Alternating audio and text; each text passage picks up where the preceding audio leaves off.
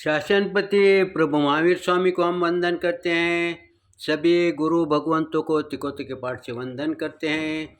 श्रद्धावान भाई और बहनों, आपके अंदर विराजित आत्मा को माजल गांव से सुभाष कोठारी का सादर प्रणाम, सादर जय जिनेन्द्र। प्रतिक्रमण पर मेरा ये 25वां वीडियो है। हमारा करेमी बनते के पाठ के ऊपर चिंतन चल रहा था। करेमी के बनते के पाठ में हम पहले जो दोष लगे हैं, वो जो दोष है 2 करण 3 योग से जो दोष लगे उससे हम क्षमा मांगते हैं पहले, और फिर बाद में गुरु साक्षी से निंदा करते हैं, ग्रह करते हैं। यहाँ पर आत्म साक्षी से ऐसा भी कहा है, यानी जब गुरु नहीं होते उस समय हमारी आत्मा हमारे पास मौजूद होती है। उस समय हम गुरु साक्षी से और हमारे आत्मा के साक्षी से हम निंदा करते हैं। किसकी निंदा करते हैं? जो हमारे अशुभ वृत्ति है, जो पाप कार्य क्रिया की है, वो हम उसके लिए क्षमा मांगते हैं। क्यों मांगते हैं? क्योंकि हम सामायिक की शुरुआत कर रहे हैं, यानी धर्म कार्य की या अच्छे विचारों की या अच्छे शास्त्र पढ़ने की हम शुरुआत करते हैं। उसके पहले हमें क्षमा मांगना चाहिए। क्षमा क्यों मांगना? जब तक तुम क्षमा नहीं मांगोगे तब तक तुम्हारा अंतकरण कहो या तुम्हारा मन कहो, ये पॉजिटिव नहीं होगा। इसलिए गुरु भगवंत आगे क्या कहते हैं? निंदामी गर्यामी, मैं गर्यामी यानी मैं गुरु साक्षी से मैं निंदा करता हूँ। किसकी? स्वयं की निंदा करता हूँ। और अपानम ओसरामी, अपानम ओसरामी, वो पाप से मेरी आत्मा मुक्त हो। मुक्त होने से मुक्त होगी क्या? वो मुक्त नहीं होगी। लेकिन इस समय जो मैं धार्मिक क्रिया कर रहा हूँ, जो मैं सामायिक कर रहा हूँ, उस सामायिक करे तक 1 घंटे के लिए 2 घंटे के लिए जहाँ तक मैंने धारणा की है, उस समय तक मेरे मन के अंदर पाप वृत्ति न प्रवेश करे, मेरे विचारों के अंदर दूषित विचार न प्रवेश करे। इसके लिए मैं संकल्प करता हूँ। देखो, जब तक हम संकल्प नहीं करते तब हमारा मन पॉजिटिव नहीं होगा। और जब हमारा मन सकारात्मक होता है, उस समय हमारे जो विधि है, जो पाठांतर है, जो कार्य है, जो धार्मिक क्रिया है, उसमें हमारा मन एकाग्र होगा। जब तक मन एकाग्र नहीं होगा तब तक वचन एकाग्र नहीं होगा।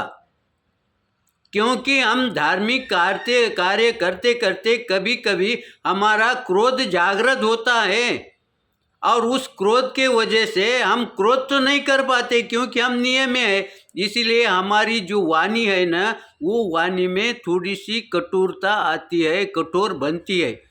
ये वाणी कठोर न बने, कठोर न बने, इसके लिए गुरु भगवंतों ने यहाँ पर कहा है कि तुम आत्मा साक्षी से, गुरु साक्षी से किसकी निंदा करने की? हमारे स्वयं के दोषों की निंदा करने की है। फिर ये जो क्रिया करते हैं उसके पश्चात जो हमारी सामायिक होती है, जो हमारा प्रतिक्रमण होता है, जो हमारी जो धार्मिक विधि होती है, वो सही ढंग से चलेगी कि नहीं चलेगी? फिर जब हम ये करेमी बनते के पाठ से हम जो सामायिक की शुरुआत करते हैं या धार्मिक कार्यक्रम की पाठ की शुरुआत करते हैं, तो ये बात हमारे व्यवहार में कहाँ बैठती है? तो इसलिए गुरु भगवंत कहते हैं हम भी जब संसारिक कार्य करने का है, जब व्यवहारिक कार्य करने का है, तब हम गुरु भगवंत के जगहों पर हमारे माता पिता को स्थापित करें और माता पिता से हम इस तरह से करें, इस तरह से कहें कि मैं आपसे वंदन करता हूँ और मेरे से जो कुछ भी विधि के अंदर कहो, कार्य करते समय कहो, मेरे से कोई गलती हुई हो, क्षमा हुई होंगी, तो मैं आपसे क्षमा मांगता हूँ।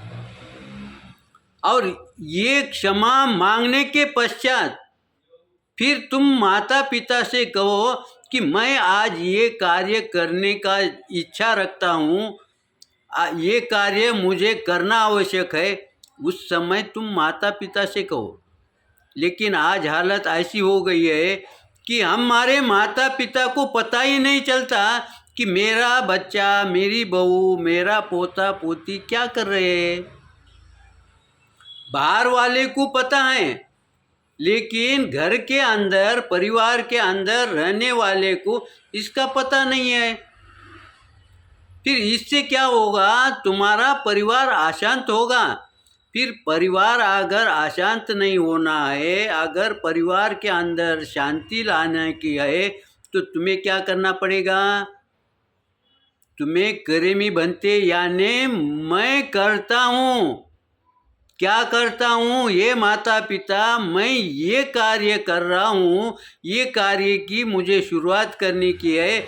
मैं दुकान जा रहा हूँ, मैं गांव जा रहा हूँ। इस तरह से तुम्हें जो भी कार्य करने का है, उसकी सूचना तुम माता पिता से देना चाहिए। जब माता पिता से दोगे, तब तुम्हारा मन पॉजिटिव बनेगा। तुम्हारे मन के अंदर आंतरिक शक्ति की ताकत निर्माण होगी, प्रोत्साहन निर्माण होगा। तुम्हें जो भी कार्य कर रहे हैं उसमें तुम्हें रुचि आने लगेगी, तुम्हारा मन स्थिर रहेगा। जब मन स्थिर रहेगा तो तन स्थिर रहेगा। जब मन स्थिर रहेगा, तन स्थिर रहेगा, तो वाणी तुम्हारी शुद्ध होगी। तो तुम्हारे जो कार्य है, संसार के कार्य, वो सही ढंग से चलेंगे कि नहीं चलेंगे। आज हम संसार में जो तनाव मुक्त है, मुक्त करने के लिए हम बाहर जा रहे हैं, उसका समाधान बाहर खोज रहे हैं।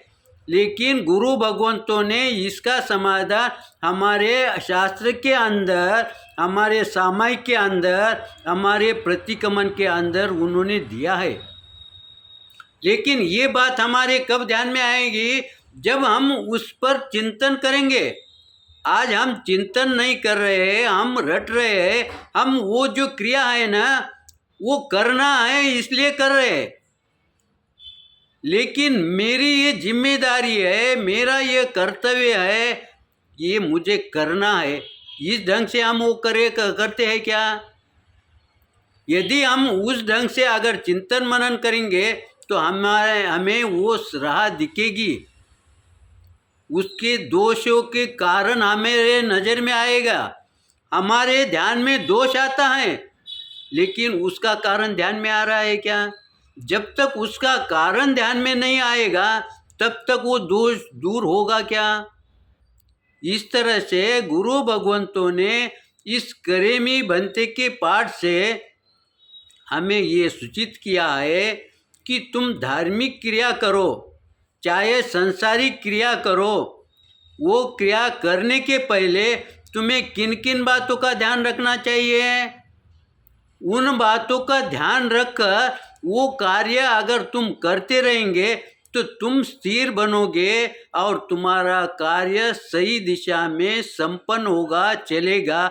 इस तरह से अगर तुम प्रतिपल अगर सजग रहे तो तुम्हें कोई दोष लगेगा क्या? और दोष लगा भी तो वो कैसा दोष लगेगा? वो हल्का फुल्का दोष लगेगा, जो कि हमारे थोड़े से ही प्रयास से दूर हो जाएगा। जैसे कोई गलती हो गई तो माता पिता ये कहेंगे कि वो गलती नहीं करता, क्योंकि प्रतिदिन सूचित करता है, लेकिन आज उसने हमें सूचना नहीं दी, शायद भूल गया होगा। ऐसे भाव उनके मन में आएंगे कि नहीं? जब उनके मन में ये भाव आते हैं तो प्रभु के मन में आएंगे कि नहीं।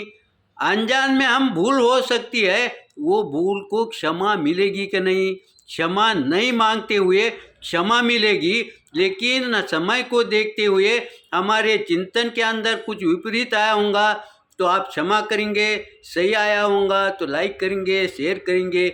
इसी आशा के साथ यहाँ हम रुकते। ओम शांति।